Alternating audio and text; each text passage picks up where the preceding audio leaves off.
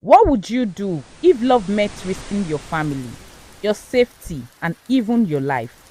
Adanna and Ekene love was a flame that burned brightly, but the winds of tradition and hatred threatened to snuff it out.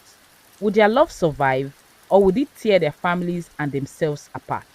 Stay to the end of the story. In Nduka, the sun rose early, casting golden light over the village's thatched roofs and dusty paths. Adanna was fetching water at the river when she stumbled upon Ekene, fixing his broken fishing nets.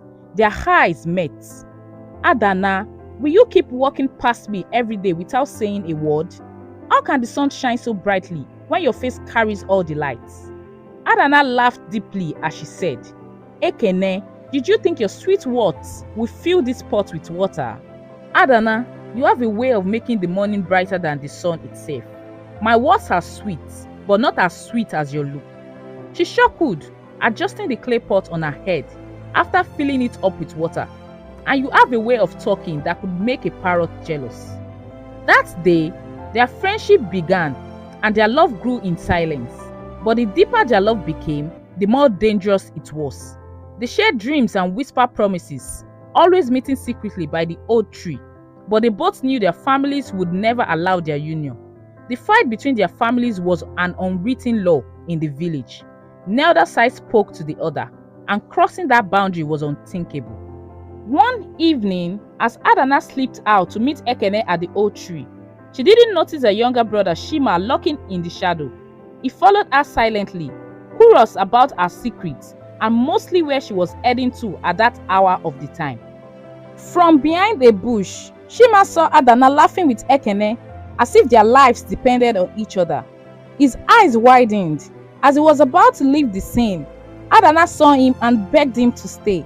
Adanna, Papa must hear about this. Shima screamed and paused. Please, Shima, don't tell him. Ekene and I love each other so much. We mean no harm. Adanna pleaded, giving in with her loudest voice. But Shima ran home and spilled everything to their father, Ezeshuku. That night, Ezeshuku confronted Adanna with a face full of rage. Adanna, is this true? Adanna entered fully. She was trembling but determined. Yes, Papa, I love him and he loves me too. Ezeshuku slammed his staff against the ground. You dare disgrace this family. That boy family is cursed. You will never see him again, not while I am here. But Papa, this is the path I choose to follow. I forbid you from ever seeing him again. If you disobey me, you will no longer be my daughter. Heartbroken, Adanna cried herself to sleep that night. When Okoye, the village gossiper, spotted Adanna and Ekene at the stream, she was surprised, but because it was her job to spread rumors, she couldn't let it slide before she dashed it round to the villagers. Did you hear? Ezeshuku's daughter and Mama Ekene's sons are dating. After she was done with his people, he decided to go to Mama Ekene's place to do the same. After Okoye was done with his work, Mama Ekene confronted Ekene in their compound.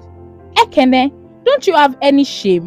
Even if it has to be a small portion from your father's side, that girl family is the reason we have suffered all these years. Mama, Adanna is not our enemy. If her father has done anything to you in the past, that should be between you parents. We shouldn't be your game of revenge. And Mama, Adanna is my life. Are you mad, Ekene? That girl family will bring nothing but trouble. Mama, I agree to be mad, in as much as I am not leaving Adanna for any woman. The tension in both families grew even after so many explanations, for both parents to see through their perspectives. Then one day, Adanna and Ekene decided to run away and start a new life in another village where troubles will stop chasing them. The night of their escape was filled with tension. That night, Adanna packed her belongings, including a scarf Ekene had given her as a sign of his love to her. She snuck out of the house, hoping she would be free from any problem whatsoever. Meanwhile, Ekene was waiting for her by the river when the storm started raging bitterly, and the river's current was strong enough to cross, but they were determined to leave that evening. As Adanna approached the river, a storm began to brew. Thunder rolled, and the river current grew stronger. When she saw Ekene waiting, her heart leaped. Ekene, I can see that you are ready. With you, my dear, I am ready for anything. As they began to cross the river, Adanna slipped on a wet rock and fell into the rushing water. Ekene drove in without hesitation, fighting the current to save her. After what felt like an eternity, he dragged her to the shore. "Ekene, I thought I was going to die," she said immediately she came back to life. "Not while I am here," Ekene said weakly. Unseen to them, Shima had followed Adanna again and watched the entire scene. He ran back to tell Ezechukwu, who quickly gathered the village elders just to stop them. By the time the elders arrived at the riverbank, Adanna and Ekene were gone. "That boy has taken my daughter. He will pay for this." The village men began searching for the couple, including Ezechukwu and Mama Ekene, who stood face to face in the forest, searching for their children. They carried torches and shouted their names into the night. Meanwhile, Adanna and Ekene found shelter in a small abandoned hut deep in the forest. Ekene's leg was injured from the rescue and he could barely walk. "Ekene, let me bandage your leg," she said, feeling the high race of her heart. "Adanna, I am sorry for putting you through this." Suddenly, they heard their voices nearby. Following the sound, they found Adanna and Ekene in a small hut by the riverbank. Ekene's leg was bandaged and Adanna was attending to him. For a moment, the parents stood silently, watching their children. Mama Ekene broke down in tears and said, "This is your fault, Ezechukwu. If you had raised your daughter well, she wouldn't have lured my son into this madness. Your son is the one corrupting my daughter. He should stay away from her." All of a sudden, a few silence came and Mama Ekene said, "They are just like us when we were young. Ezechukwu, did you remember? Perhaps we let our pride and old grudges blind us. Look at them risking everything for love," she added. The words were not enough. Rather, it was an opportunity for them to pack them back to the village. As they tried to drag Adanna, Ekene struggled to his feet, ready to protect her, but they were outnumbered. They dragged them back to the village square. In the square, Ezechukwu and Mama Ekene stood side by side, glaring at the young couple. The village elders began questioning them. "Adanna, did you realize what you have done? You have shamed your father." "I have done nothing wrong. I love Ekene and he loves me too." "Love?